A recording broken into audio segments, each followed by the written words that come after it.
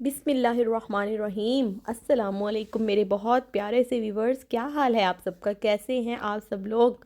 अल्लाह के फजलो करम से सब ठीक ठाक होंगे इंशाल्लाह। आमीन सुम्मा आमीन। अल्लाह ताला हमेशा हम सबको अपनी अमान में रखे।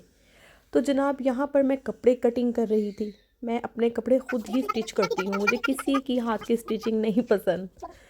तो ये सूट लास्ट टाइम मेरी सिस्टर आई थी तो उन्होंने मुझे गिफ्ट किया था, जो कि मुझे बहुत ज़्यादा प्यारा लगा और मेरा दिल किया कि मैं इसको फ़ौरन से स्टिच कर लूँ। कुछ चीज़ें ऐसी होती हैं ना कि दिल करता है कि बंदा फ़ौरन से उनको ना सी ले। और जब भी मैंने घर के कामों के अलावा कोई एक्स्ट्रा काम करना हो, जैसे स्टिचिंग कटिंग वगैरह, तो मैं हमेशा रात के टाइम करती हूँ, क्योंकि फिर मैं मूसा को सुला देती हूँ। लेकिन आज अभी तक मूसा जाग रहा था और इसने मुझे इतना तंग किया कि मैंने सिर्फ कटिंग की, स्टिच नहीं किया सूट। तो नेक्स्ट डे फिर मैंने उठ के नाश्ता किया, उसके बाद मैंने फिर सिलाई मशीन रख ली। मैंने कहा कि आज मैंने अपना ये सूट कंप्लीट करना है, क्योंकि रात को मैंने, आज मेरा मेन्यू था कि सर्दियाँ ख़त्म हो रही हैं, तो सर्दियाँ ख़त्म होने से पहले पहले मेरे मियाँ ने फरमाइश की कि आप मुझे साग खिलाएं ना। तो मैंने कहा ये तो कोई प्रॉब्लम ही नहीं है, तो क्योंकि मुझे ख़ुद भी साग बहुत पसंद है। तो after all I am Punjabi, तो आप लोगों को पता है कि ये पंजाबियों की ख़ास डिश है, तो कोई मसला ही नहीं था। तो लेकिन बस फिर मैंने जल्दी जल्दी अपना सूट कंप्लीट किया। अगर आप चाहते हैं कि मैं आपको अपने स्टिच किए हुए सूट की पिक्स दिखाऊं तो प्लीज़ मुझे कमेंट्स करें, मैं आपको स्टिच दिखाऊंगी। तो यहाँ हमने साग बनाना स्टार्ट कर दिया था।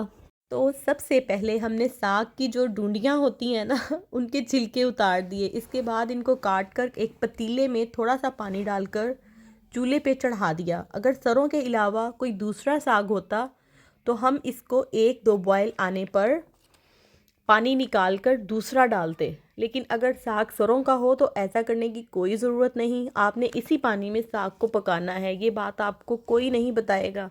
इसके बाद हमने तकरीबन 1 से 1.5 घंटा साग को इसी पानी में पकाना है। उसके बाद हमने तकरीबन 2 गुठियाँ ली थी साग की, तो हम एक पालक की गुठी लेंगे और एक पाथू की।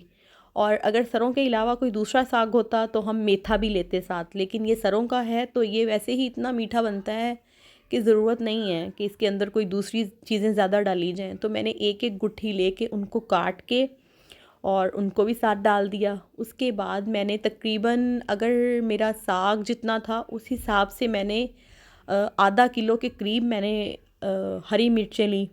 उनको मैंने ग्राइंडर वाला जो जग होता है ना, मैं तो उसके अंदर डाल देती हूँ उसको, और पानी डाल के तो उसको मैंने ग्राइंड किया। और सारा ग्राइंड करके तो मैंने वो भी साग के अंदर डाल दी। अक्सर लोग तो हरी मिर्चों के साथ साथ लाल मिर्चें भी ऐड करते हैं, तो ये आपकी अपनी चॉइस है, मैं नहीं डालती। तो इसके बाद बच्चों को बहुत ज़्यादा भूख लग गई थी। अभी मैं साग बना ही रही थी तो बच्चे कहे थे मामा बहुत शदीद भूख लगी है, खाना दे दो। लेकिन साग का इतना लंबा प्रोसेस है, आप लोगों को पता है ना, तो इस तरह दरमियान में कुछ और नहीं पक सकता था। तो मैंने फिर बाहर से जलेबियाँ मंगवा ली और साथ चाय बना ली। मैंने कहा आप लोग अपना गुजारा करो अभी, तो मैं फिर आपको खाना डन करके देती हूँ। बाकी बच्चों का तो ये होता है कि वो साग तो खैर इतने शौक़ से नहीं खाते, तो मैंने फिर बच्चों के लिए साथ खिचड़ी बना ली। खिचड़ी हम लोग बनाते हैं चावलों की और मूंग की दाल की, जो कि बहुत मज़े की बनती है और मेरे बच्चों को बहुत पसंद है। तो मैंने वो बनाई साथ, जो कि बहुत मज़े की बनी। तो माशाल्लाह इतने में मेरा साग भी तकरीबन तैयार था, तो उसको मैंने बेसन और आटा डाल के उसको घोटा लगाया। तो बहुत से लोग बहुत चीज़ें डालते हैं, मसलन मकई का आटा भी डाल देते हैं घोटे में, तो लेकिन बेसन के साथ ज़्यादा अच्छा बनता है। फिर हमने बेसन डालकर इसको घोटा लगाया, जिसके लिए मैंने एक ट्रिक यूज़ की, क्योंकि घोटा लगाना तो बहुत ही मुश्किल है, क्योंकि हमारे कंधे दुखते हैं ना, तो हम घोटे नहीं लगा सकते। अब तो उसके लिए मैंने फिर ग्राइंडर का जो जग होता है ना, उसमें हाफ़ साग को डाल के ना, तो उसको मैंने ग्राइंड कर लिया और उसी के अंदर ऐड कर दिया। तो वो इतना मज़े का बन गया कि वो लग ही नहीं रहा था कि हमने उसको ग्राइंड किया है, ऐसे लगता है कि जैसे हमने उसको घोटा लगाया हुआ हो। तो यहाँ फिर मैंने साग को तड़का लगाना स्टार्ट कर दिया था, जिसके लिए मैंने देसी घी लिया 1 चम्मच। उसके अंदर मैंने एक प्याज, छोटा सा प्याज, और उसके अंदर सिर्फ अदरक, काफ़ी ज़्यादा क्वांटिटी में ना, तो क्योंकि बहुत बहुत आप भी ऐसे करें, बहुत मज़े का आपका ना साग बन जाएगा। उसके बाद हमने ग्रीन ऑनियन बहुत सारा, वो भी बहुत सारा लेके ना, और ग्रीन चिली उनको लेके तो हमने वो डाल देना है। और पकाना हमने बिल्कुल लाइट सा, जैसे हम मैक्रोनी की चीज़ों को नहीं हम लाइट सा वो ब्राउन करते, बिल्कुल ऐसे ब्राउन करना है, हमने ज़्यादा फ्राई नहीं करना। और इसके बाद हमने इसको साग डाल देना इसके अंदर।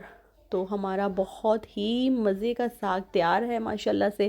तो जनाब साग तो हमारा तैयार हो चुका था, तो अब हमारा दिल था कि हम मकई की रोटी खाएं साग के साथ। तो फिर हमने तकरीबन 1 किलो मकई का आटा लिया, उसके अंदर जितना आपके हाथ बर्दाश्त कर सके ना आपने उतना गर्म पानी लेना है, क्योंकि गर्म पानी से बहुत अच्छा आटा गूंद जाता है और ना इजीली रोटी बन जाती है।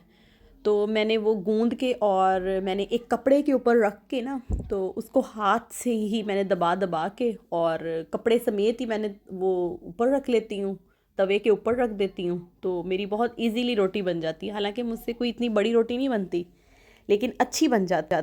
आटा गूंदते हुए आपने तकरीबन इसके अंदर 2-3 चम्मच ऑयल के और नमक ज़रूर डालना है, क्योंकि फीकी रोटी नहीं अच्छी लगेगी। और इस रोटी के ऊपर ऑयल लगता है, ये सादी नहीं खाई जाती, बहुत रूखी रूखी सी बनती है।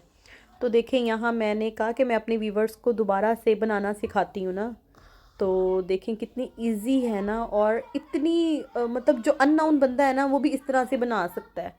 मतलब कि मैं बहुत बड़ी रोटी नहीं बना सकती, लेकिन मैं इजीली आराम से, मैंने कहा मैं ये ट्रिक अपने व्यूवर्स को बताती हूँ, तो इंशाल्लाह आप लोग भी इंजॉय करें और हमेशा मुझे अपनी दुआओं में याद रखिएगा। जज़ाकल्लाह खैर, अल्लाह ताला आपका हामी व नासिर हो।